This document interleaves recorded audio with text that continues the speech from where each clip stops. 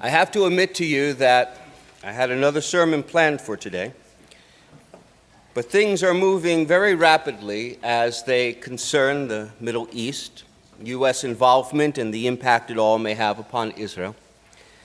And with Congress invited to come in from the traditional sidelines and put their name on a decision to use military force before that force is used, and with the Senate Foreign Relations Committee having passed a bill yesterday to support the use of such force at a vote of 11-7, and with a final vote in Congress likely to take place before we gather again for Yom Kippur, I felt the issue of what to do with Syria, and particularly what to do with Syria as American Jews, the more pressing issue to address. So let me forewarn you, this is a complicated issue. This is not a quick presentation. Settle, loosen your tie. That's about the last laugh we're going to have. So, the question before us is, should we support the use of military force, limited or otherwise, to punish Bashar al-Assad for breaking an international convention that Syria had never signed on to, banning the use of chemical weapons now that he has used them? Do we have a legal right from an international perspective? And barring a legal right, can we or should we go it alone anyway? Well, we need to consider as well these following questions. What would a limited intervention look like, and would it be effective? Would it ultimately make us a contributor to the nightmare that is today Syria? And would that, therefore, make it harder for us to play a credible diplomatic role in the future? Why is Russia so stubbornly opposed to even a verbal condemnation of Syria from the UN Security Council? Is there any sense in waiting an extra 3 to 4 weeks before moving for results of the recent UN inspector teams? Can we rely on our government to be truthful in regards to the evidence that it has presented? And is the loss of 1,400 victims morally more repugnant or less acceptable than the loss of 100,000 plus victims just because they died from exposure to nerve gas rather than conventional weapons? And if not, and we weren't moved to intervene before, why should we be motivated now?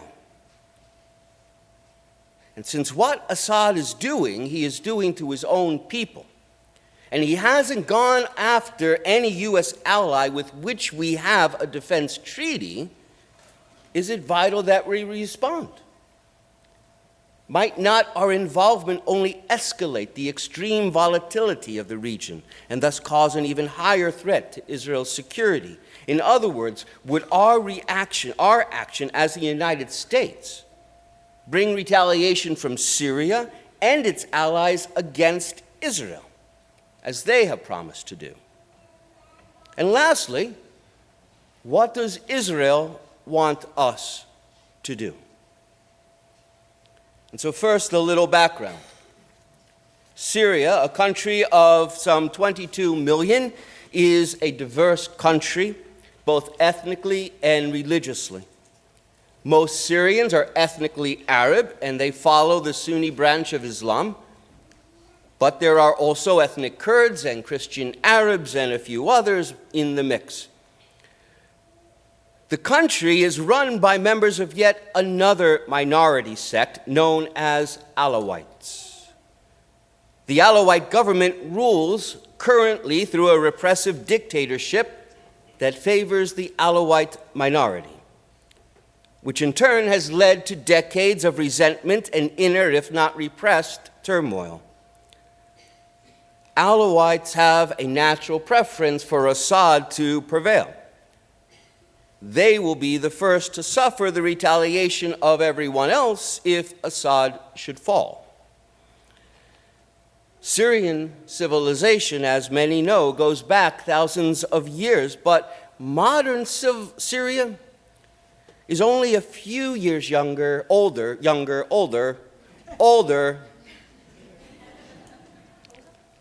is only a few years older than Israel. Its borders are artificial, and they were carved out by the same European mandate powers that carved out the borders of Israel. Those powers tended to promote a minority rule, and through it they worsened pre-existing tensions along ethnic and religious lines, no matter where they were. As many of Syria's communities are already organized into ethnic and religious enclaves, so too are the current community militias. Bashar al-Assad's father, Hafez al-Assad, seized power in a coup in 1970. And that followed 2 decades of extreme political instability. His government was a product of Cold War meddling and an Arab political identity crisis that had been sweeping the region at the time. He picked the Soviet Union as his patron, and he followed a hard-line, anti-Western nationalist ideology that, for the most part, is now defunct. In 1982, in response to a Muslim Brotherhood uprising, Hafez al-Assad responded by leveling entire neighborhoods. He killed thousands of civilians, many of whom had nothing to do with the uprising, but it worked for a time. Bashar al-Assad, who took power in 2000, when his father died, chose to maintain the ideological and geopolitical ties of his dad. And when things started to go south 2 years ago, he fell back onto his dad's tactics, the ability to kill people.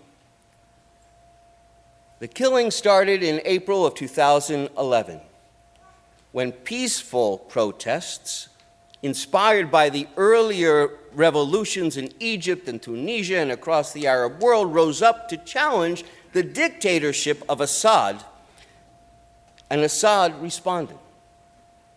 First, although this wasn't necessarily publicly in the news, security forces quietly killed the activists. And then they started kidnapping and raping and torturing, killing not only the activists but their families, including their children, and dumping their bodies on the sides of roads. Then troops simply began opening fire on protesters. Eventually, the citizens started shooting back, and fighting escalated until there is what we have today, a civil war. Armed civilians organized into rebel groups. The army deployed across the country, shelling and bombing whole neighborhoods and towns. They were trying to terrorize their people into submission. And then volunteers from other countries joined the rebels, either because they wanted the freedom and democracy for Syria, or more likely because they were jihadists who hate Syria's secular government. Well, the rebels were gaining ground for a while, but now it looks like Assad is coming back. And with no end in sight to date, over 100,000 have been killed in this civil war. 2 million have become refugees outside its borders. 1 million of these are children. And another 5 million are displaced internally, meaning they have no homes or neighborhoods to return back to. Well, on August 21st, the violence in Syria took a very dark turn indeed, as Assad launched a chemical attack on his own people. He was trying to overtake a Damascus suburb that he had been unable to win to that point, and the aftermath included the death of 1,400 people, including 400 of them being children. He had used chemical weapons up to this point, without calling too much of the world's attention, but they had been limited in scope. Something about hitting that magic number of 1400, and apparently it's worth making a fuss about.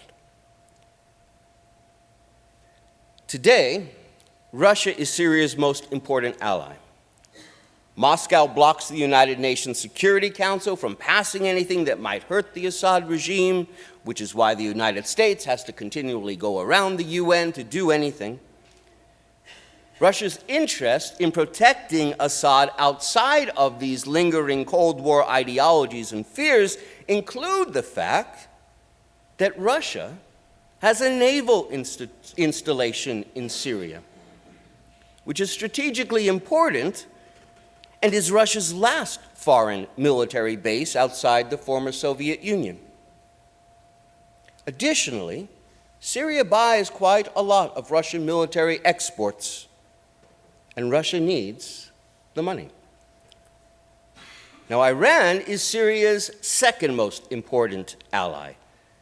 It perceives Israel and the United States as existential threats and uses Syria to funnel arms to the Hezbollah in Lebanon and to Hamas in Gaza. Iran, already feeling isolated and insecure, worries that if Assad should fall, it will lose this major ally, and it will be therefore cut off from its military proxies, leaving it very vulnerable. So why, with all of this, now, after 2.5 years, should we do something?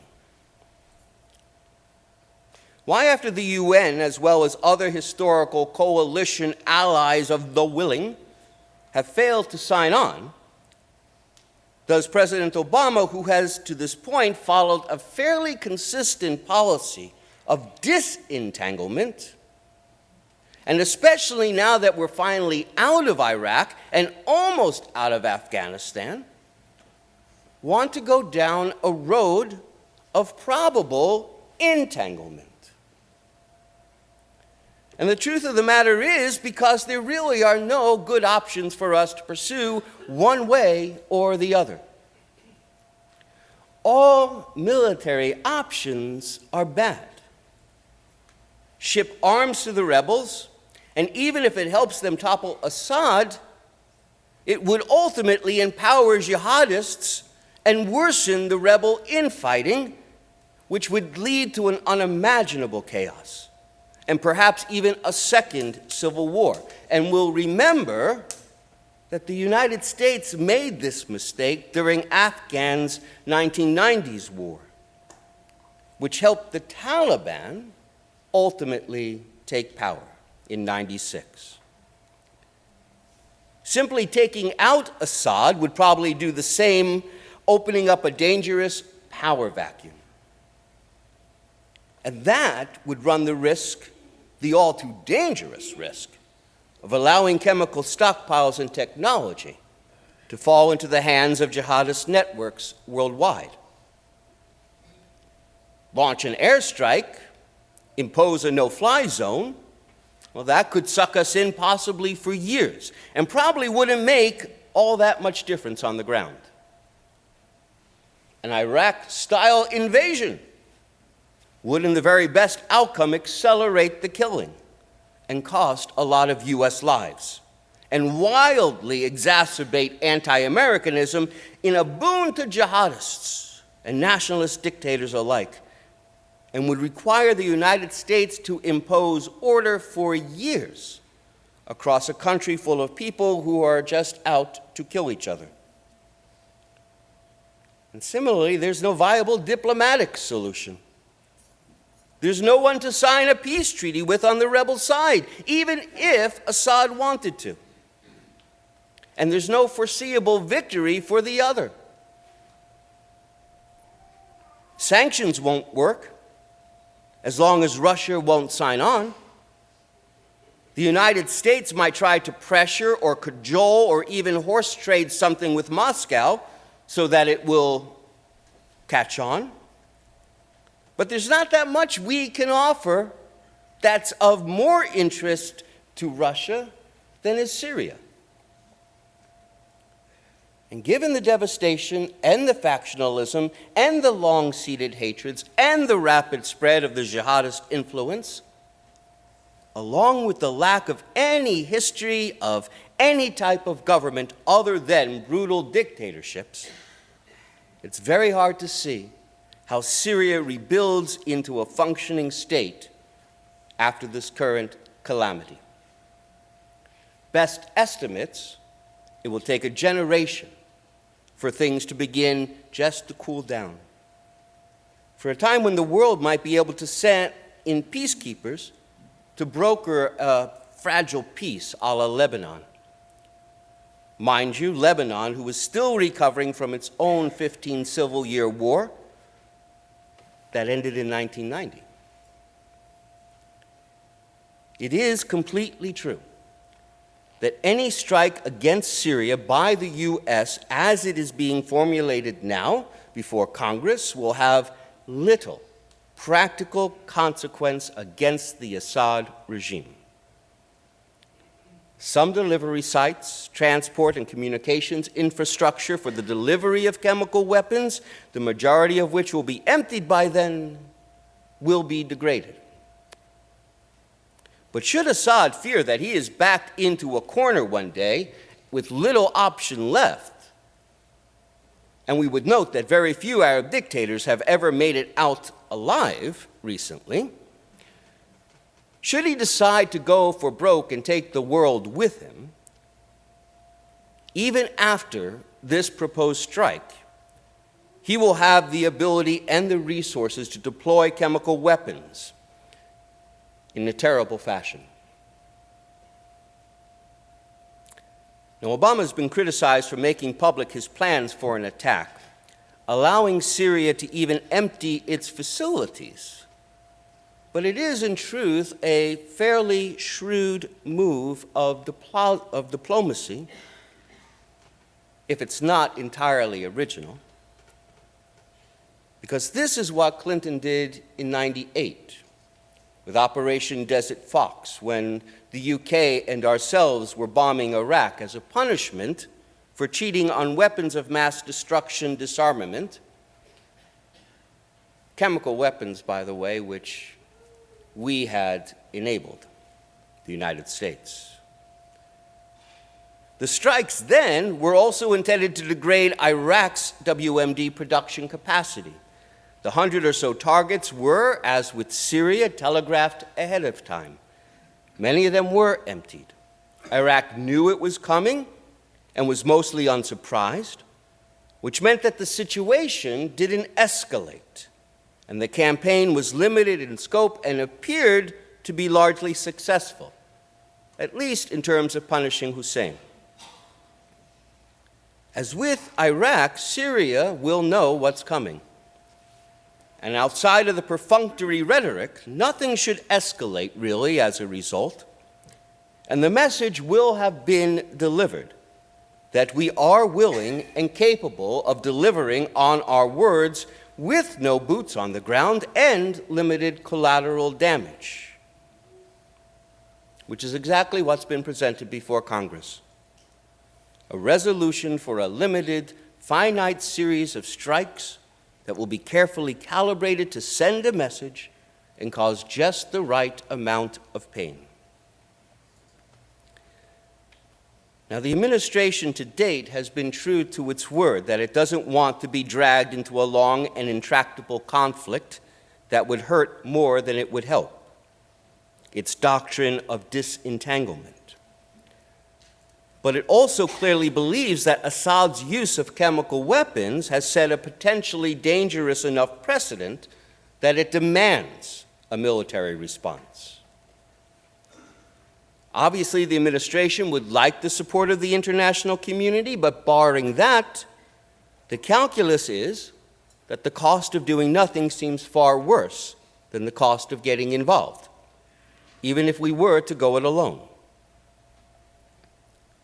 And we've heard a lot about the red line. Indeed, we've heard about several red lines in recent years. This particular red line represents a standard that was established in 1920 with the Geneva Convention Protocol following World War I. And it was ratified by the U.S. Congress in 1993 under the International Chemical Weapons Convention, which represented 189 of the 196 states that are recognized by the UN. And that makes the use of chemical weapons not just the administration's red line, but our own nation's red line. It also makes it the world's red line. As Secretary of State Kerry testified, if Syria can gas thousands with impunity, even after the United States and our allies in the UN have said no, and then the world does nothing about it, there will be no end to the test of our resolve and the dangers that will follow. In truth, America's word is only as strong as our willingness to stand up for what we say. And our credibility in this regard matters because we say we will stand by Israel. President Obama's words, Israel, I have your back. We want to prevent Iran from acquiring a nuclear weapon. We have placed a red line before Iran as well. And the administration has repeated that red line over and over again. A failure to grant the president the authority to use force in Syria will be interpreted as a sign of U.S. weakness, and it will cast doubt about whether America will act to carry out its other commitments in the region. And in truth, here is where the real threat to Israel's security lies. Assad has no interest in opening a new front with Israel. He is well aware of the damage Israel will inflict. And Israel has stated that although it wants to see Assad gone, that it will not go in against him unless it itself is attacked or has intelligence on the movement of military resources or technology against her. No. The real issue for us, and truly the world, is Iran. Iran is closely watching how we respond. Iran, day by day, comes closer and closer to having a nuclear bomb. Iran has publicly said again and again and again that it wants the death of Israel and it wants the death of America.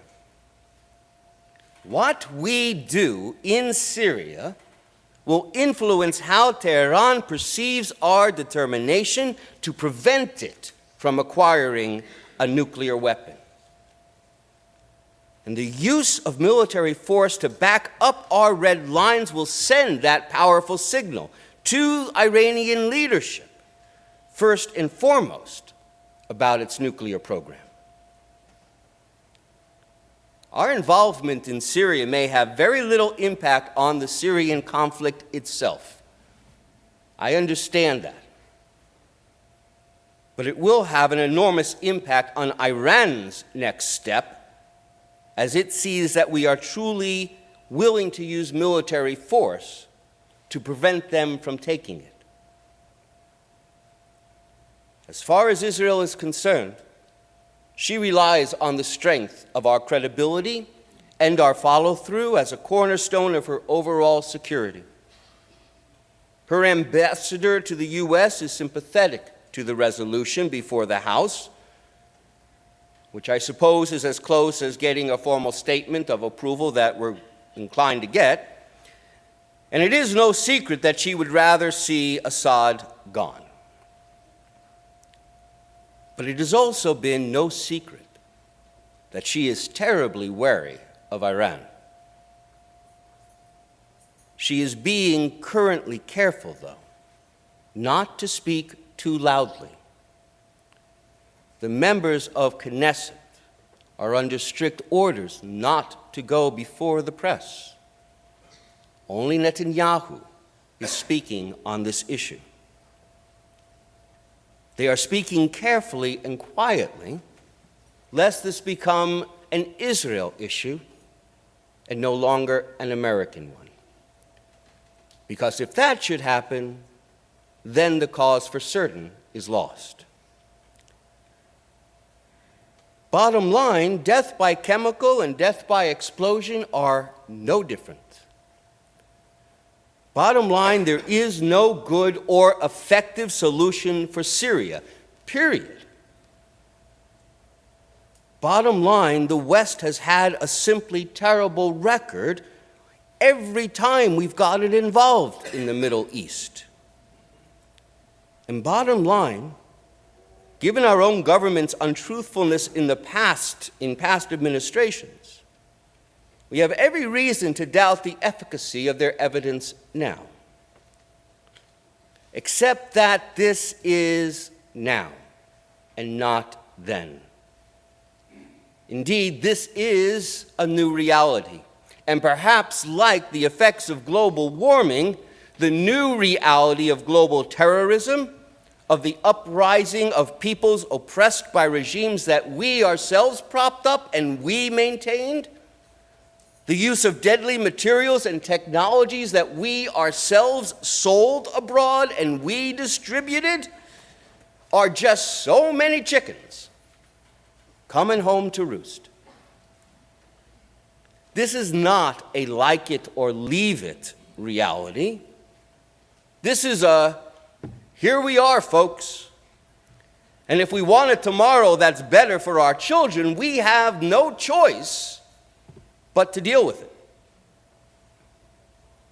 As Americans, we have an obligation to live up to what it means to be a leader among nations. We are the world's leader. As Jews, we have the added obligation of ensuring Israel's security. It would be lovely to sit back and say, this is not our affair. This is not our issue. These are our enemies. Let them gas themselves, better them than us. Not American, not Jewish values. And nothing that we can allow to stand. No one wants to see our soldiers endangered. No one. But this is a situation that can't be avoided. We have too many players in the new reality that have to be brought home and put away. Amen.